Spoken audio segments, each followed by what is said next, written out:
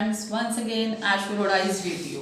Yes students, हमने पिछले lecture की मदद से जान लिया था कि अक्टूबर रेवोल्यूशन क्या है, उसके वजह से क्या क्या चेंजेस आए, अक्टूबर रेवोल्यूशन की वजह से क्या क्या चेंजेस आए थे और क्या क्या प्रॉब्लम्स क्रिएट हुई थी रशियन सोसाइटी में।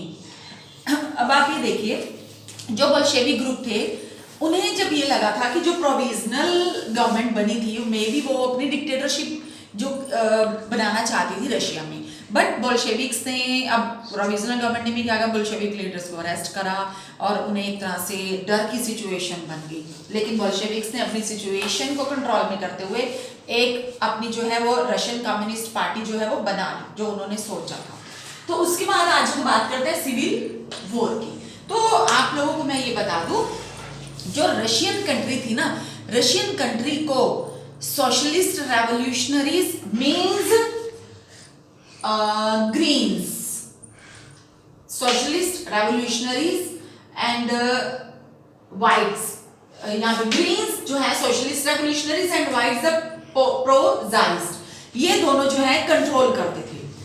ठीक है, सोशलिस्ट रेवोल्यूशनरीज एंड प्रोजाइस्ट, जो इनको ग्रीन और व्हाइट से सिंबलाइज किया गया है, ये पूरे रशियन कम्युनिटी को जो है वो क्या करते थे, कंट्रोल करते थे। लेकिन उसके बावजूद भी जो बोल्शेविक्स थे, बोल्शेविक्स और रशियन आर्मी में कन्फ्लिक्ट्स आ गए। तो कन्फ्लिक्ट्स आने से उन दोनों में सिविल वॉर हुआ। तो इसके कन्फ्लिक्ट्स आने के कॉजेस क्या थे, क्यों हुआ उनमें सिविल वॉर, ये देखिए। When Bolshevik ordered land redistribution, the Russian army began to break up. जब बोल्शेविक ने लैंड डिस्ट्रीब्यूशन का ऑर्डर दिया ना, जो कि हमने पहले भी देखा था, तो रशियन आर्मी जो है टू पार्ट्स में डिवाइड हो गई। सेकंड है, soldiers mostly peasants wish to go home for redistribution and deserted. अब सोल्जर्स और पीजेंट्स जो थे मोस्टली अपने घर वापस जाना चाहते थे, मतलब क्या है, वो इस ब्रेकअप से सेटिस्फाई नहीं थे। Next, non Bolshevik socialist. Non Bolshevik socialist कौन थे? नॉन बोल्शेविक सोशलिस्ट थे हमारे socialist revolutionaries, liberals and supporters autocracy. Supporters autocracy, जो कि रशिया में ऑटोक्रेसी चाहते थे लोग, कंडेम द बोल्शेविक अपराइजिंग। उन्होंने बोल्शेविक्स ने जो रिवॉल्ट किया था उसे क्या किया, उसे खत्म करने की पूरी कोशिश की। उस टाइम पे इनका साथ किसने दिया था? फ्रेंच, अमेरिका और जापानीज आर्मी ने। ठीक है, अब their leaders move to South Russia and organise troops to fight Bolshevik. अब उनके लीडर्स जो थे वो साउथ रशिया चले गए और उन्होंने अपनी आर्मी ऑर्गेनाइज की बोल्शेविक से लड़ने के लिए। बोल्शेविक्स को रेड से डिनोट किया गया। Next, during 1918 and 1919 the Greens means socialist revolutionaries and whites prozists controlled most of the Russian empire. 1918 और 1919 में मैंने बताया ना अभी आप लोगों को स्टार्टिंग में कि सोशलिस्ट रेवोल्यूशनरीज यानी कि ग्रीन और प्रोजाइस्ट मींस व्हाइट, ये पूरे के पूरे रशियन एम्पायर को क्या करते थे, कंट्रोल करते थे। दे वर बैक, मैंने अभी ऊपर बताया कि जब ये नॉन बोल्शेविक सोशलिस्ट लिबरल्स और स्पॉटर्स थे, जब इन्होंने बोल्शेविक्स के अगेंस्ट रिवॉल्ट किया तो इनको बैकअप किसने किया था? फ्रेंच, अमेरिका और जापानीज आर्मी ने।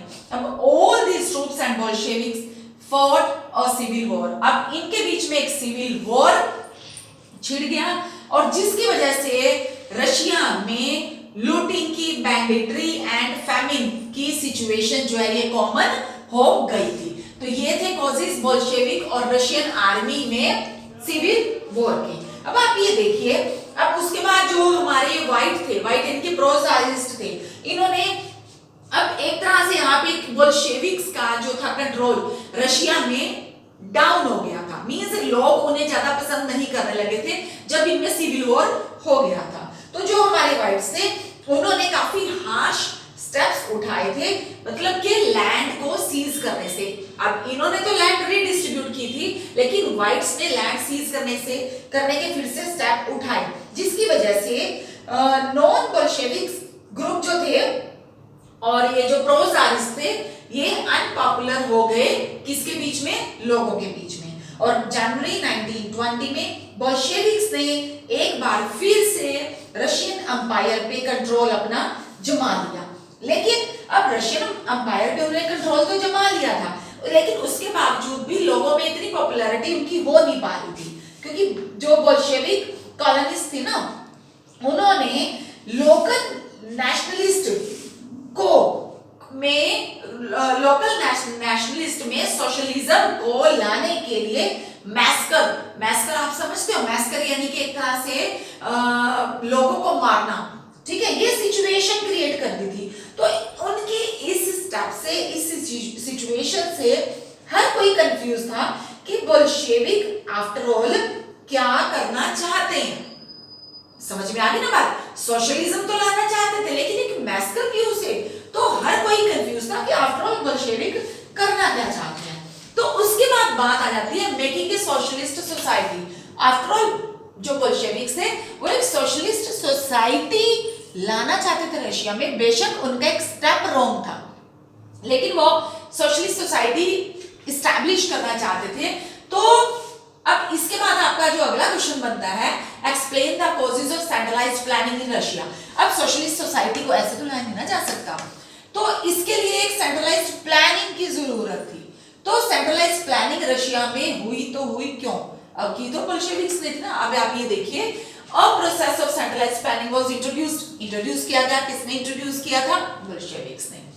Officials assessed how the economy could work. Officials जो उन्होंने सेंट्रलाइज्ड प्लानिंग के लिए जो ऑफिसर्स अपॉइंट किए थे ना, उन्होंने ये असेस किया कि इकोनॉमी कैसे काम करेगी and set of target for 5 years period. 5 year plan उन्होंने अपने रशिया में जो था वो एस्टैब्लिश किया। और इन द फर्स्ट 2 प्लान्स, पहले 2 प्लान्स में गवर्नमेंट ने इंडस्ट्रियल ग्रोथ को बढ़ाने के लिए खुद ही सारे के सारे प्राइसेस फिक्स किए थे गवर्नमेंट ने। Centralised planning led to economic growth. जो सेंट्रलाइज्ड प्लानिंग थी उसी से पता चलता था कि इकोनॉमिक ग्रोथ रशिया में कितनी हो रही है।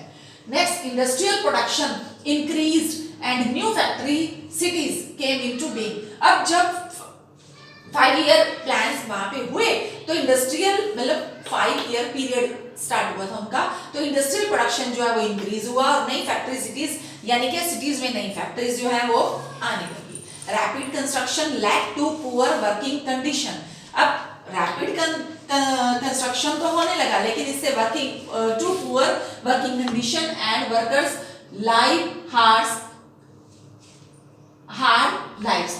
रैपिड कंस्ट्रक्शन की वजह से वर्कर्स के लाइफ पे काफी बुरा इफेक्ट पड़ने लगा। The result was that 550 stoppages of work in the first year plan, और जिसकी वजह से पहले ही फर्स्ट ईयर प्लान में 550 जो है वर्क्स को रोक दिया गया था। An extended schooling system is developed and arrangements were made for factory workers and peasants to enter universities।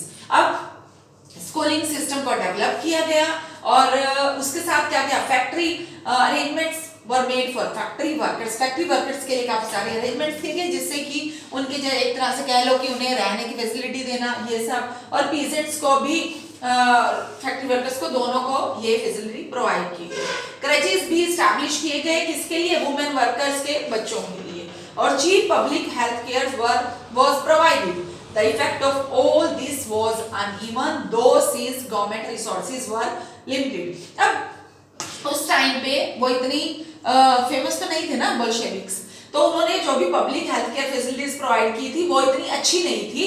तो उसका इफेक्ट क्या हुआ कि जो उन्होंने एस्टैब्लिश करना था वो सब थोड़ा सा गड़बड़ा गया, और जिसकी वजह से जो गवर्नमेंट रिसोर्सेज थे वो गड़बड़ा क्यों गया, मतलब उसमें प्रॉब्लम्स क्यों आई? क्योंकि गवर्नमेंट रिसोर्सेज पूरे नहीं थे उनके पास। तो समझ में आ गई बात आपको? तो ये थे सिविल वॉर के कॉजेज बोल्शेविक्स और रशियन आर्मी में, और बोल्शेविक सोशलिस्ट सोसाइटी रशिया में कैसे एस्टैब्लिश करना चाहते थे सेंट्रलाइज्ड प्लानिंग की हेल्प से। ठीक है, तो ये था आपका आज का सिविल वॉर और सोशलिस्ट सोसाइटी का टॉपिक। तो ये स्टूडेंट्स, तो लास्ट आपके 2 टॉपिक्स रहते हैं। In the next video we will meet with the Stalins and collectivization. Till then, okay, bye.